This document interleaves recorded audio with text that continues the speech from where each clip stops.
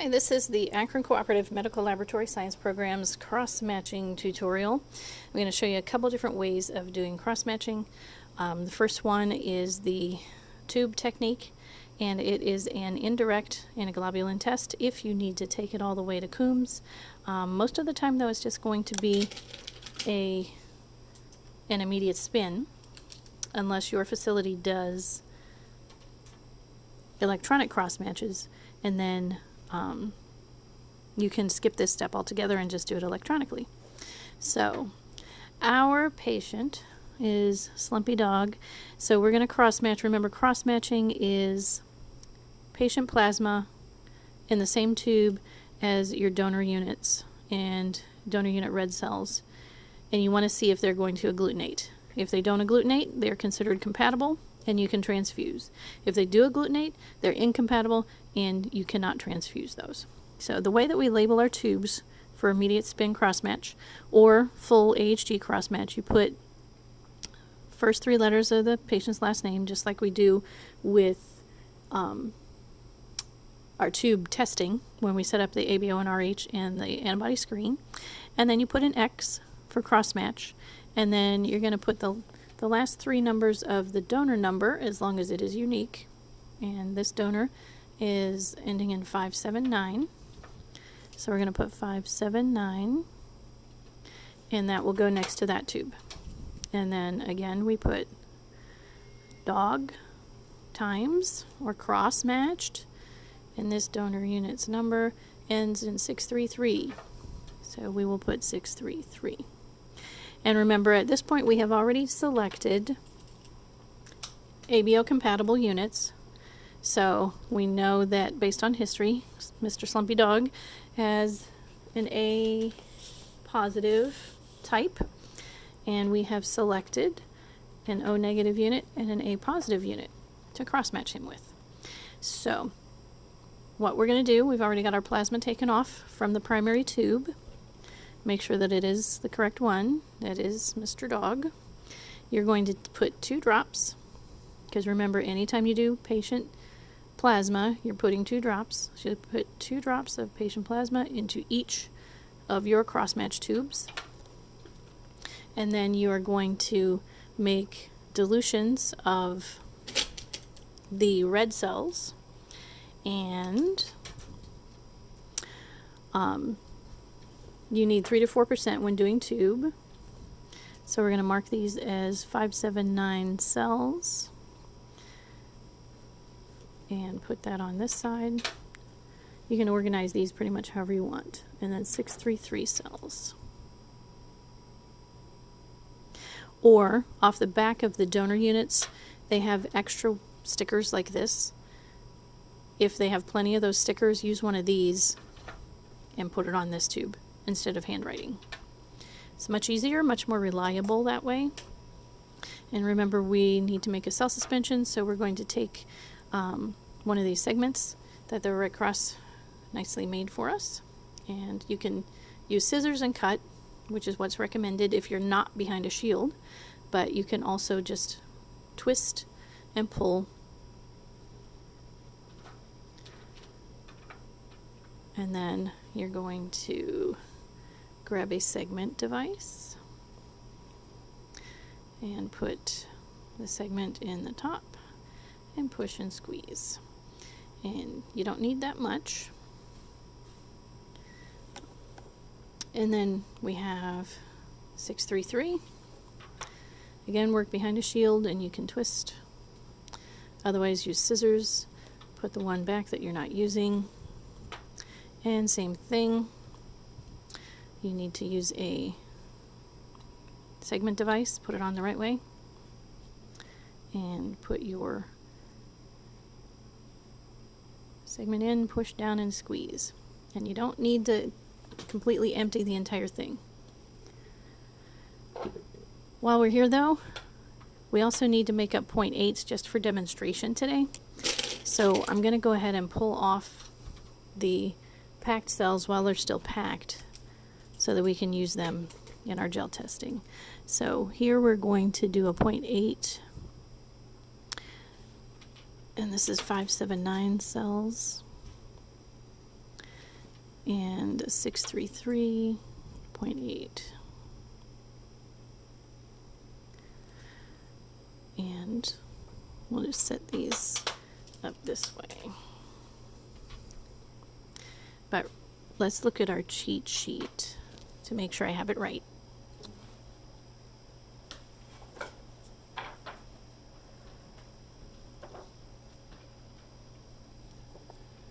When we are doing a gel cross match, we need to do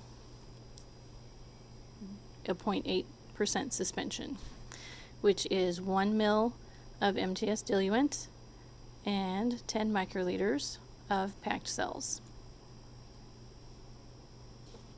So into our 0.8% tubes, remember you want to squirt some of the diluent out so you have a good volume. And this is a 1/2 ml pump, so you're going to put 2 squirts into each one. And then you're going to put your 12.5 of packed cells. This one is 579. 579.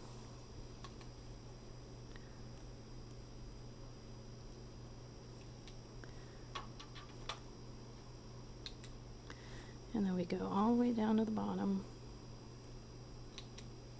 and do 1 squirt. And now that's ready for us to do that cross match. But we still need these cells, so we're going to put them back in here.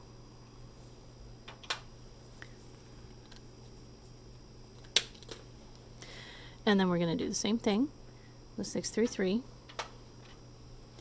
We need between 10 and 12.5 microliters of packed cells. So we're going to go down, pull them all up, 1 squirt back,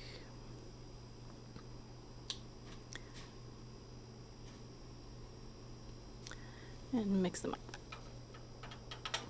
And then we put those back in here.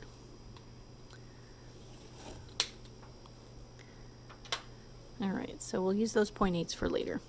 Now, getting back to the tube testing, we're going to make our 3% cell suspensions with blood bank saline.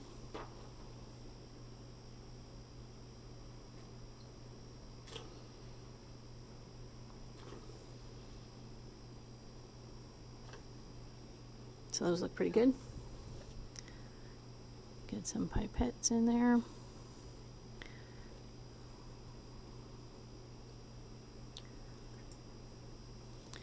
And we're going to put them in the right place. So 579, our first tube is 579, so that one goes there.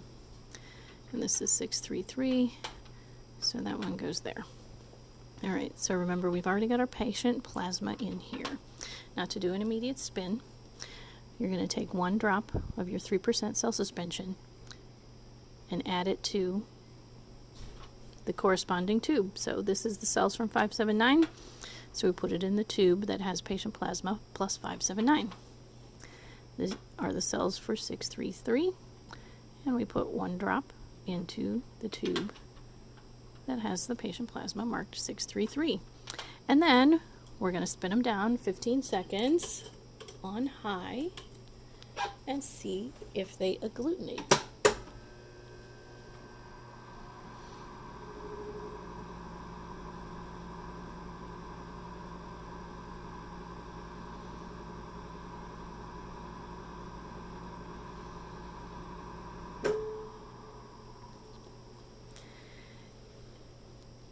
If they are compatible, meaning the ABO type of the donor unit is compatible with the plasma of the patient, then we should not see agglutination. So we're going to shake these, and you can see they are nice and smooth, but let's get our mirror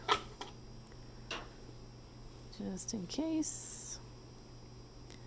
And you can see they are nice and smooth. So these are considered negative. So immediate spin, cross-match compatible. We can take those on to do AHG as well, which is what we're going to do.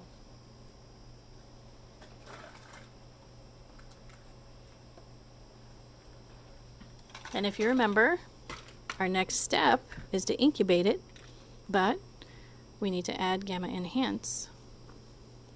So in these tubes that we just spun, just as if you were doing an antibody screen, you're going to put 2 drops of gamma enhance, wordless.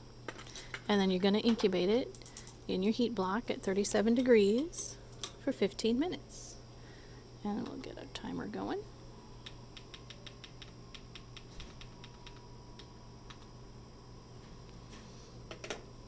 And while that's happening, then I'll finish showing you how to do a gel cross match.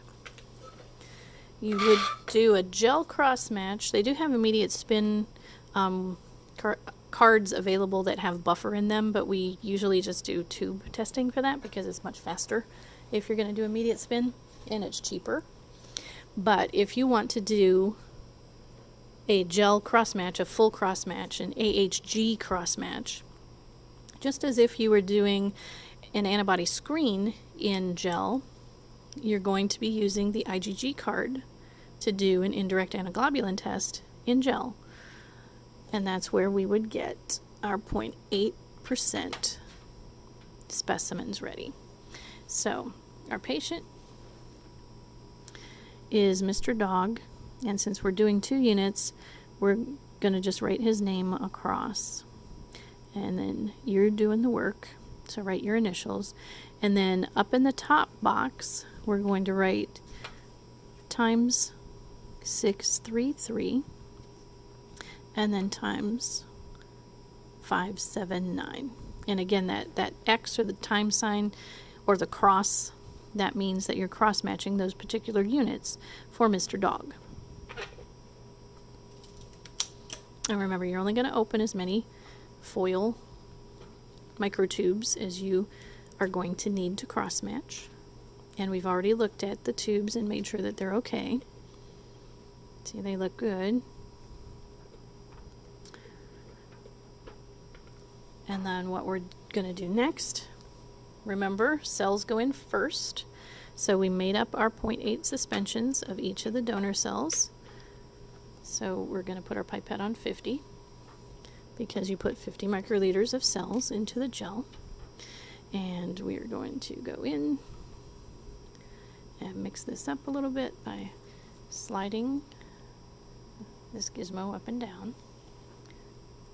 And then I always do 1 or 2 back in.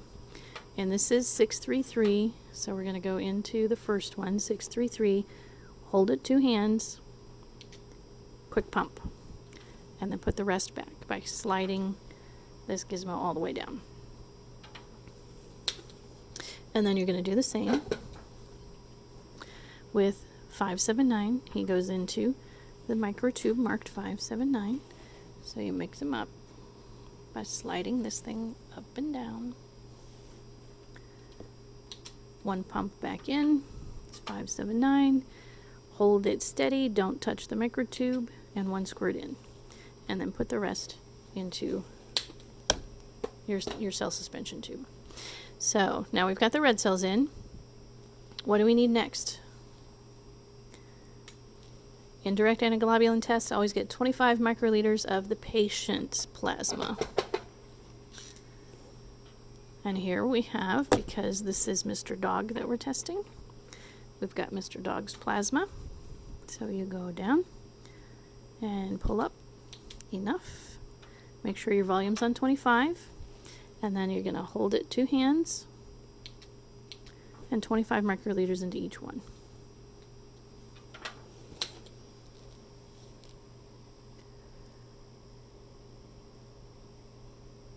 And then you're going to incubate the card for 15 minutes in our gel incubator, which you've seen already, so I'm not going to show you that.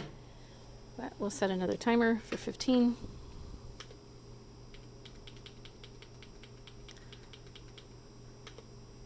And off they go. And we are going to pause until we get all of our timers done, and then we'll come back.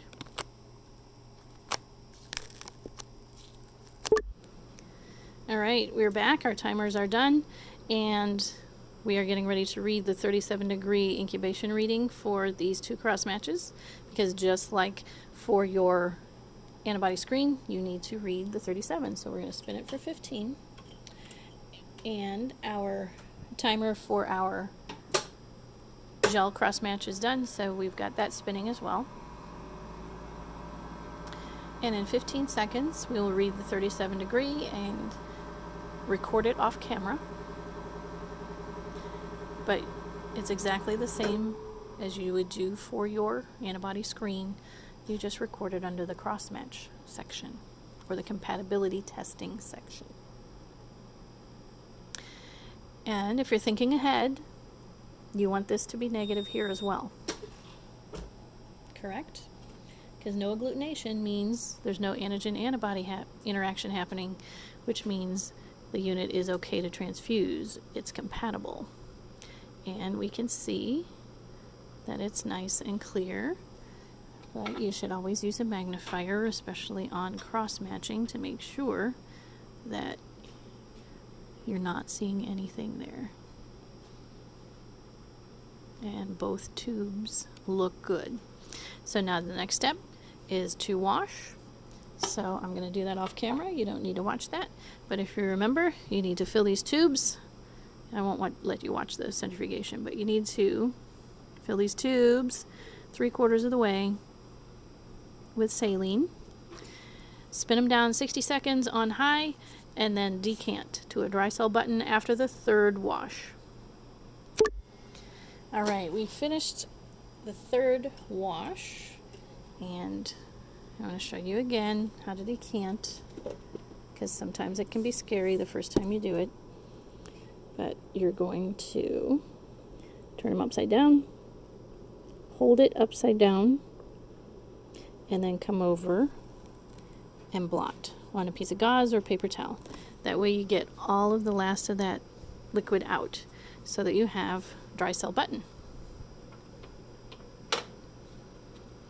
And now you're going to add the green stuff. Correct.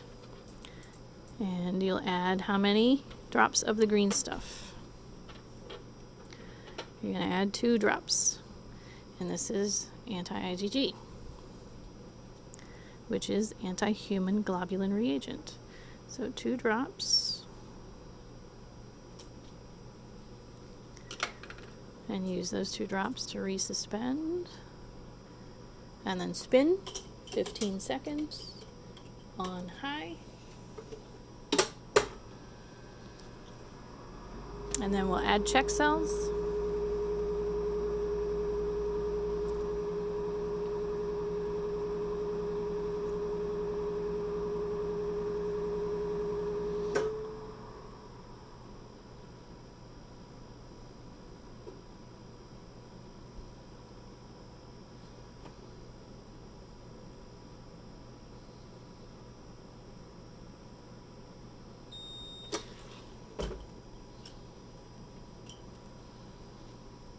And you can see our buttons. We're going to shake a little bit. And it looks like they're nice and negative.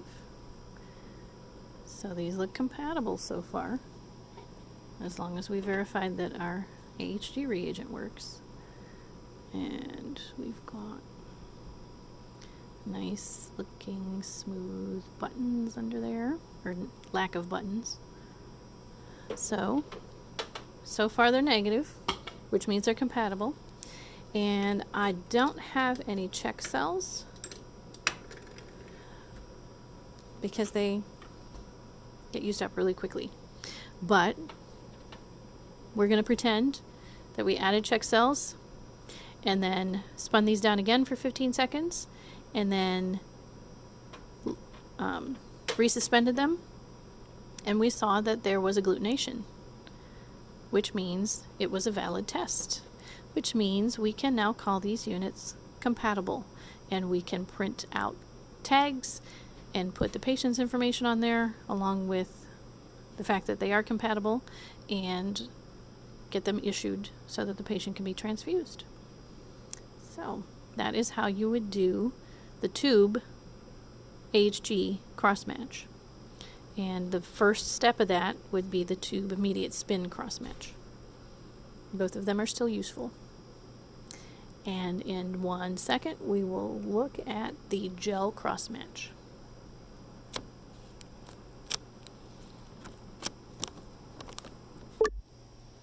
All right, we have got our full cross matches spun down in gel, and you can see that it looks nice and negative. Look at both sides. Make sure there's no graininess in there, and there is not. Everything is good. So these 2 units for Mr. Dog are compatible, and our tube testing and our gel testing happen to agree, which is wonderful.